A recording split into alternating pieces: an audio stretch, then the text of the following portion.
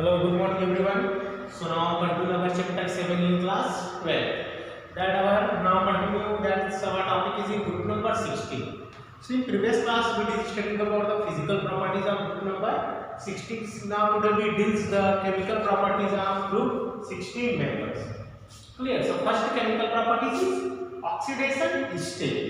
So we know is that there are source different oxidation states due to the outer number of electrons. तो हम यदि किस case में बात करें तो इस ग्रुप के जो मेंबर्स होते हैं वे -2 +2 +4 और +6 ऑक्सीडेशन स्टेट्स होते हैं। चलिए लिखते हैं oxygen 8। So here 1s2 2s2 और 2p4। अब इस केस में देखिए यहाँ पे 2p4। सो आउटर में कितने इलेक्ट्रॉन्स हैं 6। Clear 6 electron.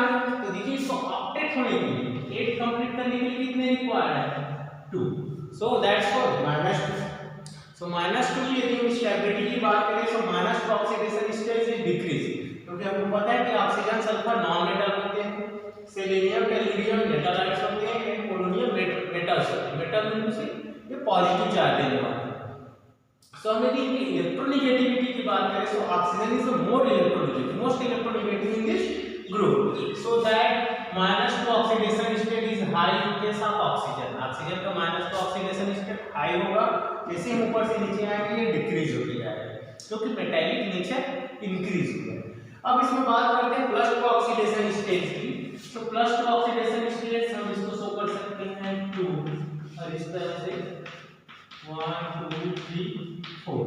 यदि हमने 2 इलेक्ट्रॉन्स डोनेट करते हैं, सपोज यदि आप 2 इलेक्ट्रॉन्स डोनेट करेंगे तो क्या शो करेंगे +2 ऑक्सीडेशन स्टेट।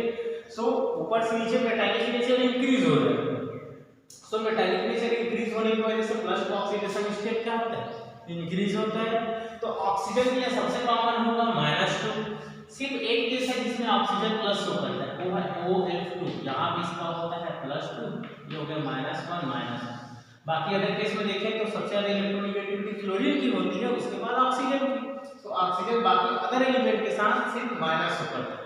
ऑक्सीजन का सिर्फ एक कंपाउंड है +2, वो है क्लोरीन के साथ +2 ऑक्सीडेशन स्टेट। बाकी यहाँ पे देखें सल्फर सेलेनियम टेलुरियम पोलोनियम, तो ये क्या करते हैं +2 और +2 ऑक्सीडेशन स्टेट ज्यादा शो करते हैं, मतलब दीज आर द कॉमन। ये दोनों जो ऑक्सीडेशन स्टेट है वे इनके लिए कॉमन है। इसी ऊपर से नीचे आते हैं क्या होता है इंक्रीज होता है ड्यू टू इनर इफेक्ट। वही हम बात करेंगे कि पूरे 6 इलेक्ट्रॉन को ये डोनेट करते हैं, so that shows +6 oxidation state.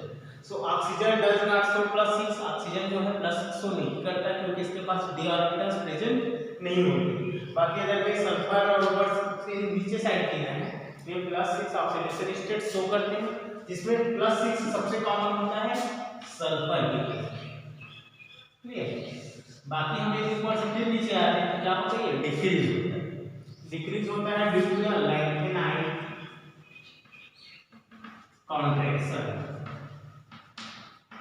Lanthanide और रेक्टेनॉइड कॉन्ट्रैक्शन की वजह से ये +6 ऑक्सीडेशन स्टेट डिक्रीज होता है। सो सेलेनियम और टेलुरियम शो करते हैं +4। ऑक्सीजन शो करता है कॉमनली ज्यादातर -2। सल्फर के केस में +2 भी होता है, +4 भी होता है, +6 भी होता है। बाकी नीचे के एलिमेंट्स +4 ज्यादा शो करते हैं।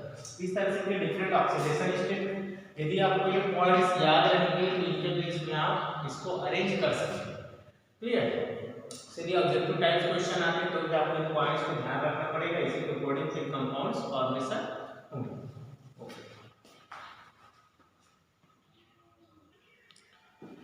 Here next is in reactivity with hydrogens. So हम यदि हाइड्रोजन्स के साथ इनकी रिएक्टिविटी कराएं तो इसमें इस तरह कंपाउंड बनते हैं। ऑक्सीजन के साथ रिएक्शन H2O, सल्फर के साथ H2S, selenium H2SC, tellurium H2P, polonium H2P। अब यदि इनके कैरेक्टर्स हाइड्राइड के कैरेक्टर्स की बात करें तो पहले देख लेते हैं एसिडिक नेचर।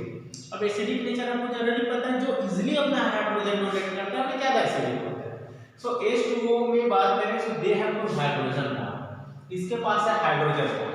तो एसिडिक नेचर आपको डाउन आने पर क्या होता है इंक्रीज होता है। चलिए रीजन समझ लेते हैं। पहले देखते हैं HOH, वही में बात करूं H, C और H की बात करें। अब दोनों में कंपेयर करते हैं। सेलेनियम में और H2 अप डाउन क्या है इंक्रीज हो रहा है रीजन समझो ये बॉन्ड क्या है दैट इज स्ट्रॉन्गर बॉन्ड है मतलब इसको ब्रेक करने के लिए आपको ज्यादा एनर्जी लगेगी so that's due to decrease bond dissociation enthalpy bond dissociation enthalpy mean to से ये जो बॉन्ड को डिसोसिएट करने ब्रेक करने के लिए जो एनर्जी लगती है वो कम होती है किसके केस में सेलेनियम मतलब that bond is easily break ये इजीली ब्रेक होगा मतलब इजीली हाइड्रोजन मिलेगा और जो इजीली हाइड्रोजन देता है वो क्या होता है मोर एसिडिक होता है मोर एसिडिक चलिए टेलुरियम में इसमें कंपेयर करें आपका इंडेक्स क्वेश्चन भी दिया है that why H2S is less acidic then H2T tellurium के कंपेयर में लेस एसिडिक है तो रीजन वहां पे लिखेंगे अप डाउन आने पर क्या होता है that bond dissociation enthalpy is decrease तो ये बॉन्ड वीकर होगा वीक बॉन्ड होगा तो इजीली हाइड्रोजन देगा ये बॉन्ड स्ट्रॉन्गर है इसके बीच हाइड्रोजन बॉन्ड होता है सो दैट इसको ब्रेक करने के लिए आपको ज्यादा एनर्जी रिक्वायर्ड है so acidic nature up to down that is in increase अब देखते हैं थर्मल स्टेबिलिटी मतलब हीट करने पे बॉइलिंग पॉइंट किसका ज्यादा होता है clear their solution thermal stability किसकी हाई है तो नॉर्मल केस में हम लोग बॉइलिंग पॉइंट्स देखे थे इसका सो अप टू डाउन इंक्रीज हो रहा है बट हाइड्राइड्स का बॉइलिंग पॉइंट डिफरेंट होता है अब इस केस में देख लेते हैं चलिए कंपेयर करते हैं H2H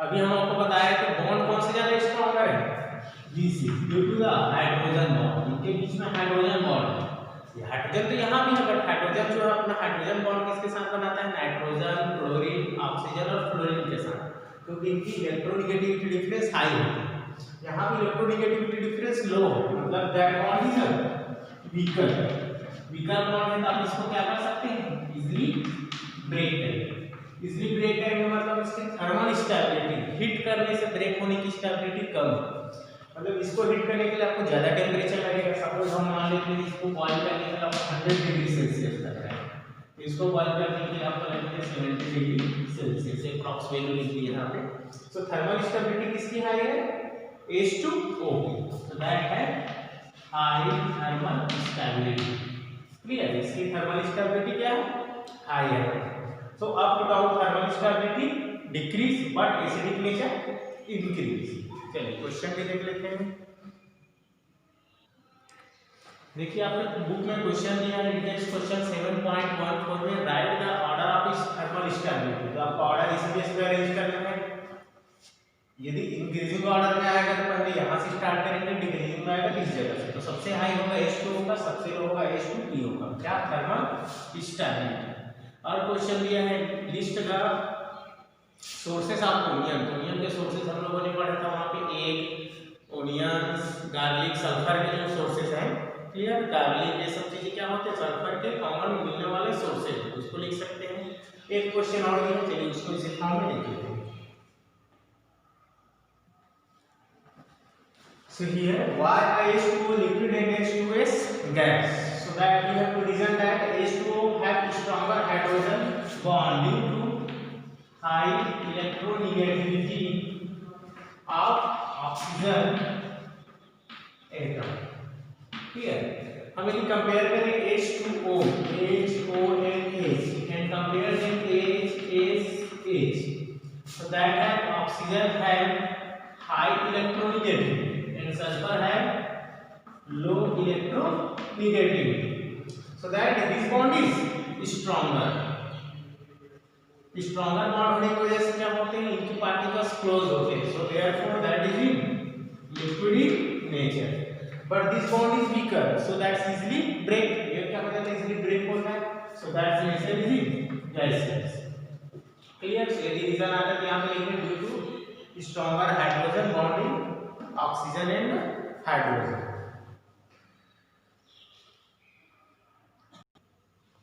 next reactivity towards oxygens group 16 के मेंबर्स अपने ही ग्रुप के मेंबर मतलब ऑक्सीजन के साथ रिएक्शन करते हैं जैसे ऑक्सीजन और ऑक्सीजन के साथ के रिएक्शन से ओजोन बनता है वो किस फॉर्म से गैसियस अब यदि यहाँ पे प्लस पर ऑक्सीडेशन स्टेट शो करे तो SO2 बनेगा हम +6 करें तो SO3 बनेगा तो दो तरह का ऑक्सीडेशन स्टेट भी पढ़ेंगे 4 टाइम्स के +2 +4 +6 इसी तरह सेलेनियम ही यदि O2 के साथ करेंगे तो ACO2 और ACO3 दो तरह के ऑक्साइड बनते हैं, ट्राई ऑक्साइड और डाई ऑक्साइड। तो यहाँ पे सल्फर डाइऑक्साइड बेस होता है, सेलेनियम ऑक्साइड सॉलिड है, गैलियम ऑक्साइड भी सॉलिड है। पोलेनियम के साथ रिएक्शन नहीं होता क्योंकि रेडियोएक्टिव एलिमेंट्स और इजीली रिएक्शन नहीं करते। इस तरह से दो तरह के ऑक्साइड का फॉर्मेशन होता है। अब क्वेश्चन इसमें आते हैं that reducing property of dioxide. ये जो डाइऑक्साइड है इनका रिड्यूसिंग प्रॉपर्टीज देते हैं, मतलब reducing nature. So up to down is decrease, so we can say that SO2 is reducing agent, but TO2 is oxidizing agent। TO2 क्या है? Oxidising agent, clear. SO2 क्या है? Reducing agent. इस तरह से रिड्यूसिंग प्रॉपर्टीज की बात करें तो अप टू डाउन क्या है? डिक्रीज हो रहा है। इस पॉइंट को भी याद रखेंगे आप, ऊपर से नीचे आने पर यदि अरेंज करके इसको आते हैं अकॉर्डिंग टू रिड्यूसिंग या ऑक्सीडाइजिंग प्रॉपर्टी। ऑक्सीडाइजिंग में आएगा so up to down increase, reducing में आएगा so up to down decrease. ये पॉइंट्स भी आपको क्वेश्चन बन सकता है। Here next one is reactivity towards the halogens। अब हैलोजेंस के साथ देखें तो यहाँ पे हैलोजेंस के साथ इनके जरिए हम बात करें जैसे फ्लोरीन, तो इस केस में देखिए इसका हो गया +2, ये हो गया -1 -1। सो ऑक्सीजन जो है फ्लोरीन के साथ उसका कंडीशन +2 शो करता है। अब यदि आप क्लोरीन के साथ रिएक्शन करेंगे इसका -2 होगा, यहाँ पे इसका +1 इसको फोकस करें। ब्रोमीन के साथ भी -2 +1 इस तरह से ऑक्सीजन फ्लोरीन के साथ +2 शो करता है, बाकी अदर के साथ -2 और -2 शो करता है। बाकी और इसका प्रोडक्ट फॉर्मेशन नहीं होती। बट सल्फर की बात करें तो सल्फर फ्लोरीन के साथ SF2, SF4 और SF6 तीन तरह के हम कंपाउंड बना सकते हैं। यहाँ इसका +2 ऑक्सीडेशन है, +4 ऑक्सीडेशन है, +6 ऑक्सीडेशन है। सिमिलरली सेलेनियम, गैलियम और पोलेनियम भी प्रोडक्ट कंपाउंड फॉर्मेशन करते हैं, क्लियर। अब ये जो हेक्सागोनस बिंदु से हेक्सा हैलाइड्स जो हेक्सा हैलाइड बिंदु से हेक्सा फ्लोराइड प्रोडक्ट है, ये हेक्सा फ्लोराइड क्या होती है? ज्यादा स्टेबल होती है कंपेयर देन अदर, मतलब टेट्रा और डाई के कंपेयर में हेक्सा जो है ज्यादा स्टेबल होते हैं। इसको भी आप लोग याद रखेंगे, stability, so that is in hexa after then tetra after then di. So hexa halide जो है टेट्रा हैलाइड या डाई हैलाइड के कंपेयर में ज्यादा स्टेबल होता है।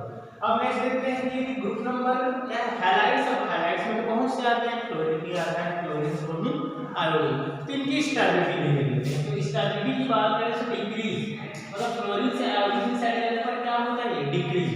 बिल्कुल से चलिए कंपेयर करते हैं। यदि आपके पास SF6 और SI6, so which one is more stable? So that is in more stable। ये क्या होगा? ज्यादा stable due to high bond dissociation enthalpy.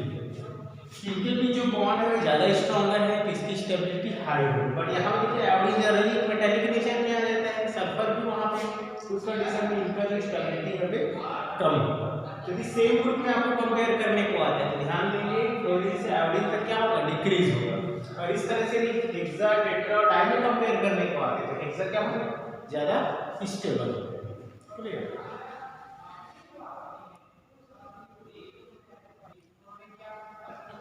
Okay then, so complete our chemical properties, clear. Thank you for today. Next video is the preparation of dioxygen.